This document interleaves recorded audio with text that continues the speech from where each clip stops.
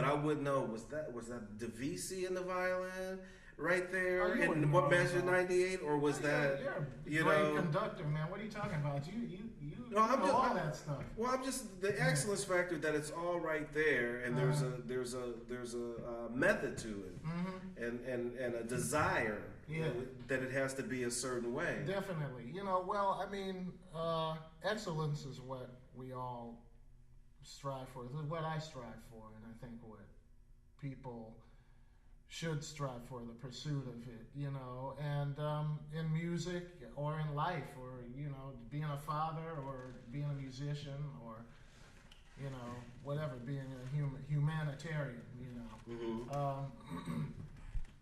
So, yeah, that drives me to really, I think, the pursuit of excellence is something that, should, has to be learned. I thank my parents for that, my mom especially, She's a school teacher?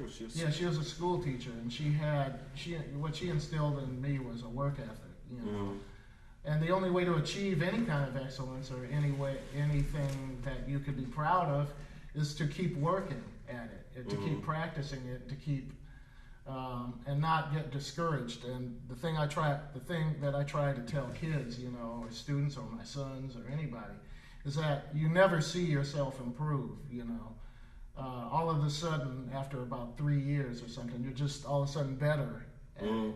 You look at where you were. The only way the barometer that you can have is that if you heard a tape of you at 3 years ago, and then you know that you can play it a lot better now. That's the only barometer that you have. But how do you tell? How does somebody maintain that though? How do you get that mindset? With faith that you will get better. Well, this generation, I didn't mean to cut you off. There's there's quickness to this generation. Everybody wants it now. Right. Everything has to like be. You can download it into your brain. Exactly. Yeah. So how do you tell somebody? Well, this is going to take years to create that buoyancy where it's just gonna be magnificent.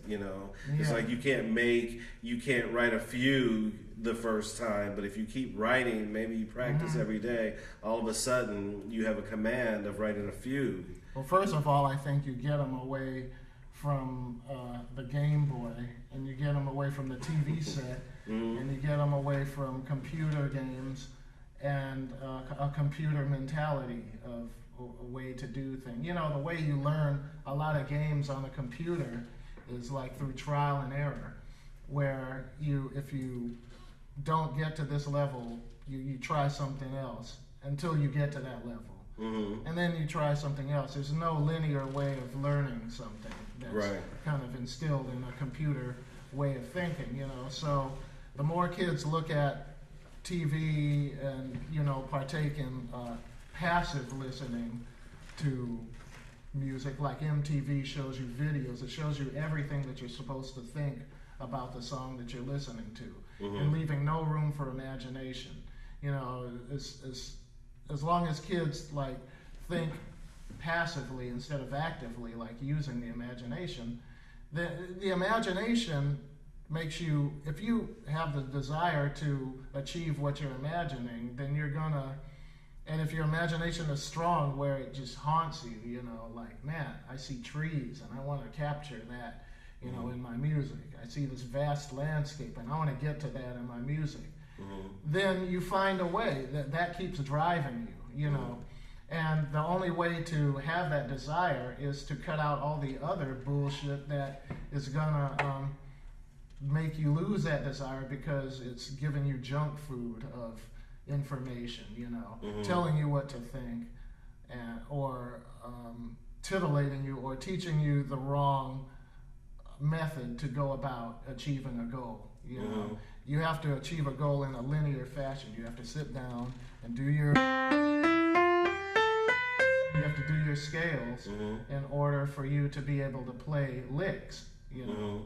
You have to learn theory in order for you to be able to compose. There's no way around it. Did you go to school? Yeah. I went to when I was after I discovered that I really loved playing piano.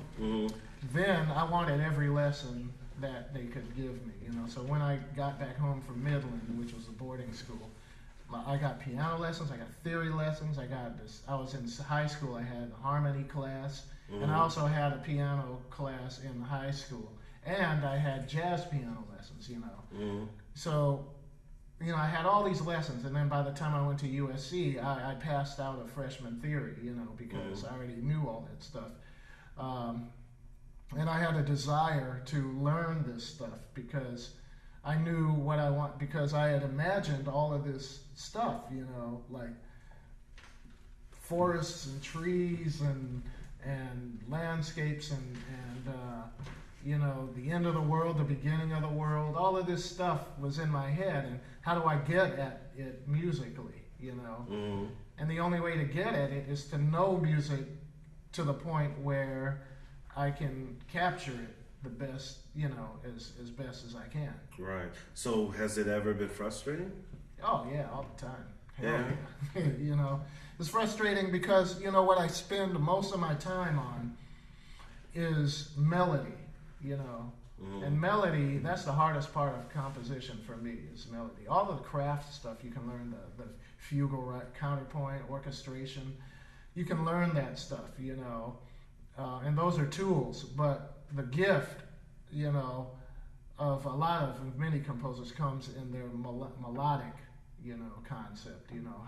Because a melody speaks to people, and that's what I'm trying to make my music do, speak to people and make them see the same visions that I see. So, you know, a person who goes to a concert doesn't come out of the concert saying, man, you know, I really dug that imitation at the fifth, you know, and then when they did the tritone substitution, man, that was really, you know, they don't say any of that. They say, man, I like the tune that went da-da-da-da-da-da-da. You know, I like the rhythm that went like this, you know. You know, so that's what I work on. So has music been as good to you as you've been to it? You know, that reminds me of a commercial, you know, don't make things hard on your car, because your car will make things hard on you. And they were trying to sell oil or motor oil or something. Have I been? I don't know. I think I've been pretty good to music because I work my ass off, you know, trying to find something, you know. And music's been great for me, you know. Music's kept me from going crazy. The thing is, I found music at an age where I knew I wanted to do. I mean, I feel really lucky to have found something that I discovered that I wanted to do for the rest of my life.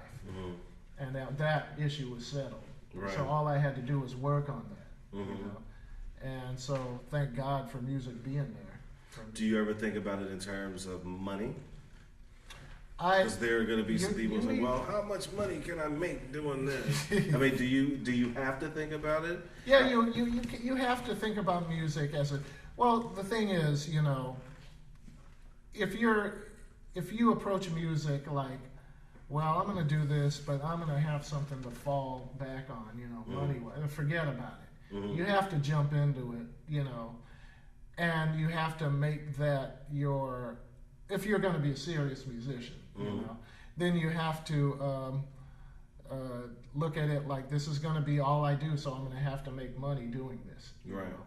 This is all, because music it engulfs your life. It requires you to always be thinking about it if you're not thinking about the day-to-day things. So it's a Jones. Yeah. Excuse me for a sec. I have to shoot up now. Okay. Yeah. It is, and you know, that's the only way. You have to jump into it like that. So yeah, you're going to be thinking about money. You're going to be thinking about, well, I have to pay dues, or I have to do this in order. But the way I think about it is like, I have to make the money so that I can do the true expression that I want to do, you know. But in a really happy situation, both come together, and I'm getting really a lot closer to that.